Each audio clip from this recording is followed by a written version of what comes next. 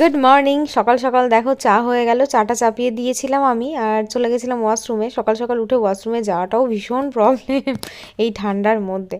তো যাই হোক, মা এখন চাটা ছাঁকছে। মা আর মায়ের নাতনি খাবে, দুজন খাবে। আমি সকালে চা খাই না, আমি আবার দুধ হরলিক্স খাই।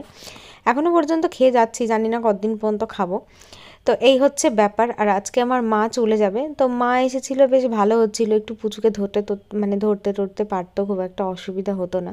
তো মায়ের তো থাকলে হবে না, মা আবার আজকে চলে যাবে, চাটা খেয়েই চলে যাবে। পুচকে কি করছে? ইমা বাবা, আমি বলছি এই দিক থেকে পুরো একদম ব্ল্যাঙ্কেট দিয়ে আমি ইমো ওকে কি ঢাকা দিয়ে। হ্যাঁ, ওর মাথাটা ছিল এইখানে আর ওকে ওইদিকে মাথা করে দিয়েছে। আমি বলছি ইমো ওকে লেপের মধ্যে ঢাকা পড়ে দিয়েছে, কোনো সারা শব্দ পাচ্ছি না। এ গোপাল, ও খুলে দেয় তাই এরকম করে দিয়েছে। এ গোপাল, গোপাল রে। বিগত দুদিন ধরে আমি ব্লগও করিনি, আর সেইভাবে ঘরের জিনিসপত্র না, মানে জামা কাপড়গুলো কি বলতো, মা এসেছিল তো এই দুদিন ধরে আমি ভাঁজ করিনি। মানে মা যেমন পেরেছে, এবার মা তো জানেন আমি কোন জায়গাটায় কোন জিনিসটা রাখি, তো জামা কাপড়গুলো এলোমেলো হয়ে গেছে, আমি না খুঁজে পাচ্ছি না। ওই জন্য আজকে যত জামা কাপড় ছিল সব একবারে ঢেলে নিয়েছিলাম, মানে যাতে সব জামা কাপড়গুলো এক জায়গাতে করে, মানে এক একটা ড্রয়ারে আমি এক একটা জিনিস রেখে দিই। এতে করে কি হয়, আমার খুব মানে খুঁজতে সুবিধা হয়। সোয়েটারগুলো একটাতে, প্যান্টগুলো একটাতে, ফুল প্যান্ট পা প্যান্টগুলো একটাতে, জামাগুলো একটাতে, আমার বাবুরটা একটাতে, মানে এইরকম করে সুন্দর করে কাঁথাগুলো গামলার মধ্যে রাখি। তো এইরকমভাবে গুছিয়ে রাখলে খুব সুবিধা হয়।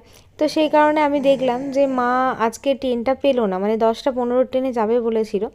সকালে উঠতে একটু বেলা হয়ে গেছিলো, প্রচণ্ড পরিমাণে কুয়াশা আর প্রচণ্ড ঠান্ডা, মানে যে পরিমাণে ঠান্ডা পড়েছে, এই পরিমাণে ঠান্ডাতে সকালবেলায় 10টা ট্রেন ধরা মানে সকাল 10টা কোনো ব্যাপারই না, অনেকটাই বেলা আমি জানি। মানে এই হয় না, টুকটাক এদিক ওদিক করতে গিয়ে একটু দেরি হয়ে গেল। তো মা বলছে যে আর মানে 10টা বেজেই গেছে, শাড়িটা পরেও আবার মা খুলে রেখে দিল যে আমি তো হুটোপাটা করে গিয়ে ট্রেনটা ধরতে পারবো না।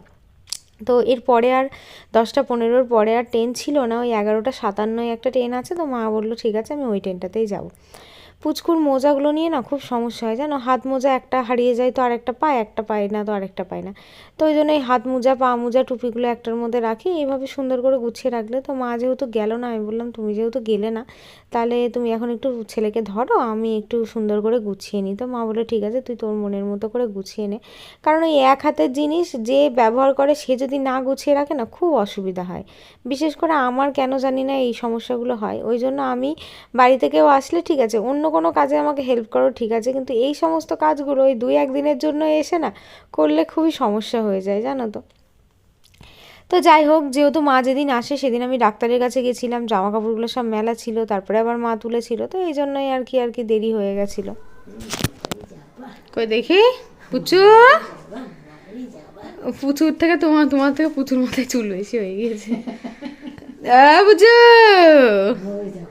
গোপাল, তুমি কার কোলে উঠেছ? তো আমার চাদরটা করে দিও তো, আকাশি রঙের এই যে চাদরটা বার করে দিই। মাথা ঘুরছে রে আমার। গরম জল খা। টকটা দিয়ে মুড়িটা খাওয়া ঠিক হলো না, দুধটা খেয়ে। খাবো না বললে আবার খেয়ে আমি দেখি ছেলে ঘুমাচ্ছে, খেয়ে নি, আর হয়তো সময় পাবো না। টক বলিনি আমি খাবো না। হ্যাঁ, টকটা খাবো না বললাম। দিয়ে আসি।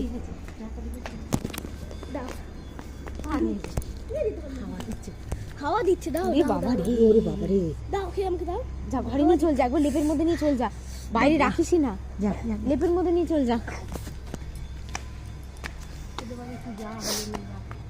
আমি তুলে দিয়ে আসি দিদুনকে, ঠিক আছে? যা, এখানে রাখিস না, পেট মেট সব আলগা, দেখ পেটটা আলগা, লেপের মধ্যে নিয়ে যা, আমি তুলে দিয়ে চলে আসছি। মাকে গিয়ে 11:30টায় ট্রেনে তুলে দিয়ে আসলাম, আর 11টা 57 ট্রেন। এখান থেকে খুব একটা বেশি টাইম লাগে না, টোটোতে গেলে ওই 5 থেকে 8 মিনিট মতো টাইম লাগে, মানে টোটোতে গেলে। তো আজকে ভাবলাম দুপুরে আর বেশি কিছু রান্না করব না, আর মা বললো আমি ভাত খেয়ে যাব না, ওই জন্য কালকেকার একটু তরকারি ছিল, এখন শীতের তরকারি দিয়ে মুড়ি খেতে না বেশ ভালোই লাগে জানো তো। তো ওই জন্য ওইটা দিয়ে সবাই মিলে মুড়ি খেয়ে নিয়েছিলাম। আর এখানে হচ্ছে আজকে বেগুন দিয়ে, আলু দিয়ে, বড়ি দিয়ে মাছের, মানে রুই মাছের একটা পাতলা পাতলা করে ঝোল করব। তো আলুগুলো দেখতেই পেলে ভালোই কষিয়ে নিয়েছি, একদম লাল লাল ঝাল ঝাল লাল লাল লঙ্কাগুলো দিয়েছি, কালারটা খুব সুন্দর এসছে। আর প্রত্যেক দিনকার রান্নাবান্না তো খুব একটা বেশি রিচ খাওয়াটাও উচিত না, মানে সবার জন্যই, কিন্তু তবু ওই যে মুখের স্বাদ বলে না। আর এই বেগুনগুলো এখনও ঝোলে দিইনি, ঝোলটা ফুটে গেলে বেগুনগুলো দিয়ে দেবো। আর মেয়ের জন্য আর আমার জন্য 4 পিসই মাছ রান্না করেছি দুপুর আর রাতে মিলিয়ে, যেহেতু রাতেও খাবো সেই জন্য। তো ঝোলটা ফুটে যাওয়ার পরে বেগুন দিয়েছিলাম, এবার মাছ দেব। আর শীতের এই বেগুন দিয়ে সবজি দিয়ে মাছের ঝোল যে আমার কি ভালো লাগে তোমাদেরকে বলে বোঝাতে পারবো না। মানে আমি গোটা শীতটার অপেক্ষা করি এই যে সবজি দিয়ে মাছের ঝোল খাবো বলে। আমি গরমের টাইমেও তো দেখেছো পটল দিই মাছের ঝোলে, আমার পটল দিলে ভীষণ ভালো লাগে, যা পাই তাই দিয়ে দিই। আর এই যে একটু ধনেপাতা কুচিয়ে উপর দিয়ে ছিটিয়ে দিলে, যারা ধনেপাতা প্রেমী তাদের প্রত্যেকটা তরকারিতে ধনেপাতা ভালো লাগে, আর যারা পছন্দ করে না তাদের কাছে এটা পুরো একদম বিশ্রী হয়ে যায়, মানে গন্ধই সহ্য করতে পারে না গোটা তরকারিটার। তো দুপুরে খাওয়া দাওয়া করে না একটু শুয়ে পড়েছিলাম, শরীরটা আজকে খুব একটা ভালো লাগছিল না। আর ছেলে সুস্থ হয়েছে বলেও তেমন সুস্থ এখনও হয়নি, কিন্তু মানে ঠান্ডাটা এখনও আছে, পুরোপুরিভাবে কমে যায়নি, একটু সাবধানে রাখতে হবে।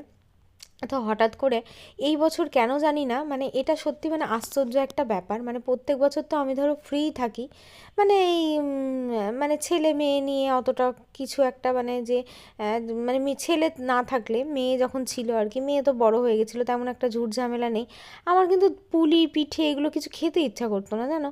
আর এই বছর এই ছোট ছেলেকে নিয়ে আমার এত পুলি পিঠে খেতে ইচ্ছা করছে কি বলবো তোমাদেরকে। মা এসেছিলো, এর আগে একদিন দুধ পুলি করেছিলাম, তারপরে মা আসলো ভাজা পুলি করলাম, আজকে আবার মনে হচ্ছে দুধ জমে গেছে, মানে দুধ নেওয়া হচ্ছে একটুখানি পুলি করি। তো আমি না ওই ছাই ছিল না, ছোট ছোট ছোট ছোট পুলি করে এই দুধটাকে বেশ ভালো করে জাল দিয়েছি, এবার এই পুলিগুলোকে সিদ্ধ হতে দিয়ে দিলাম। পুলিটা বেশ ভালো মতো সিদ্ধ হলে তারপরে এর মধ্যে গুড় দিয়ে ভাবলাম একটু দুধ পুলি বানাবো, খেতে কিন্তু ভীষণই টেস্টি হবে।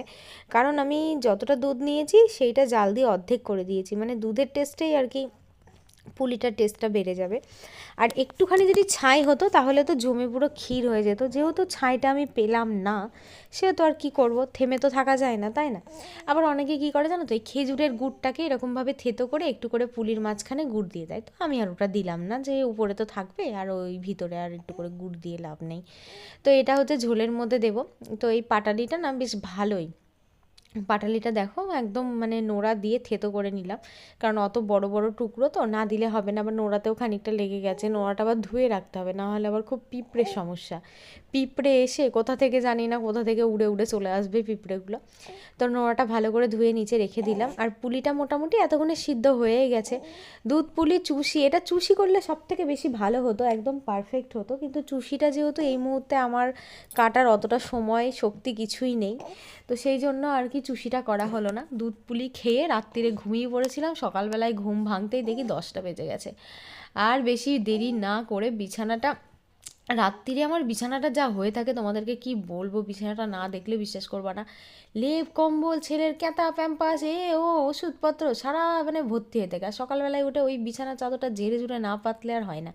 আজকে আবার চেঞ্জ করে নিলাম, চাদরটা চেঞ্জ করে কাচতে দিয়ে দিলাম, আর এই যে এটা আবার পেতে দিলাম। তো এই যে সকালবেলায় উঠে যে আমি ঘরের মধ্যে সবার আগে যদি বিছানাটা পরিষ্কার করে এই জানলা দুটো খুলে দিই না, মনে হয় যেন একটা মানে কি বলবো, একটা নেগেটিভিটিটা চলে যায় আর মানে পজিটিভ ফিল হয়, মনে হয় যেন ইস ঘরটা আমার পরিষ্কার হয়ে গেল। আর বিছানাটা যদি ওই লেপ কম্বল ক্যাথাতে একদম খ্যাত বেঁধে হয়ে থাকে না, একদম বিরক্ত লাগে যাকে বলে। তো দেখো পাশ বালিশটা ওইদিকে দিয়ে দিলাম আর ব্ল্যাঙ্কেটটা ভাঁজ করে রেখে দিয়েছি। এখন মেয়েকে একটু সকালে ব্রেকফাস্টে, আর কালকে রাতেই বলে রেখেছে আজকে মাম্মাম তুমি একটু আমাকে পাস্তা বানিয়ে দিবা মা। তো যেহেতু পাস্তা বানাতে বলেছে, পাস্তাগুলো সিদ্ধ করে নিয়েছি, আর একদমই নর্মালভাবে আজকে পাস্তাটা বানাবো। একটুখানি আদার কুচি, একটুখানি রসুনের কুচিও দিয়েছি আজকে পাস্তার মধ্যে। আমি জানি না কে কীভাবে বানায়, তো আমি একদমই সিম্পলভাবে পাস্তাটা বানানোর চেষ্টা করি, যেহেতু আমার মেয়ে একটু ঝাল খেতে পছন্দ করে, একটু স্পাইসি স্পাইসি করার জন্য লঙ্কাও দেখতে পাচ্ছ লাল লাল চিড়ে দিয়ে দিয়েছি, পেঁয়াজ ওইগুলোকে সব ভেজে নিয়েছি।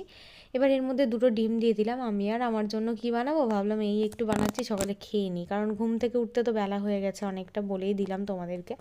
কারণ আজকে তো আর মানে কেউ মানে স্কুল নেই, ডেকে দেওয়ার নেই। মা থাকলে মা বলতো 2 দিন ধরে ওই ওঠ 9টা বেজে গেল 8টা বেজে গেল, এত বেলা পর্যন্ত কে শুয়ে থাকে, এখন আর কেউ বলার নেই, সবাই মিলে ঘুমাচ্ছি আমরা।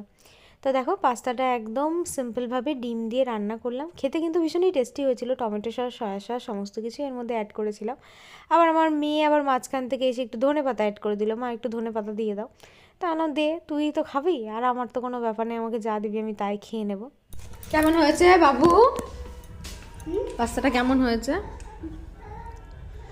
কই কই আমার গোপাল শোনা কই, গ্যাস দেবো গোপালকে।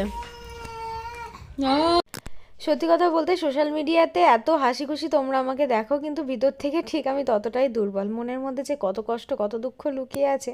তো যাই হোক, মনের কথা তো আর মুখ দিয়ে প্রকাশ করে বোঝানো যায় না, ওই জন্য আর বোঝাতেও চায় না। তো দিন শেষে আমার বর আর কি একটা কথাই বলে যে তোমার এই দুঃখের কারণগুলো সত্যি মানে আমি বুঝি না। যে আমাকেও সবসময় একটা কথাই বলে যে তোমার মতো সুখী মানুষ খুব কমই আছে পৃথিবীতে, তুমি সবসময় এটাই ভাববে। ওই কোনো জিনিস নিয়ে মন খারাপ করা এইগুলো তুমি একদমই করবে না। তো যাই হোক, আমিও ভেবেছি আর ওইসব নিয়ে ভাববো না, কারণ যত ভাববো তত মনটাকে খারাপ করব। সত্যি কথা বলতে আজ মরলে কাল দুদিন, কেউ কারো নয়, এটাই হচ্ছে সব থেকে বড় কথা। তো দিন শেষে নিজের মতো নিজে থাকবো, ঘুরবো, হাসবো, খেলবো, ওই কে কী বললো কে কী ভাবলো এইগুলো ভেবে লাভও নেই। আর তোমরাও আজ থেকে সমস্ত নেগেটিভিটিকে দূর করে দাও, পজিটিভ থাকো, নিজের জীবন নিজের মতো করে আনন্দ করো। Tata, bye bye, love you all.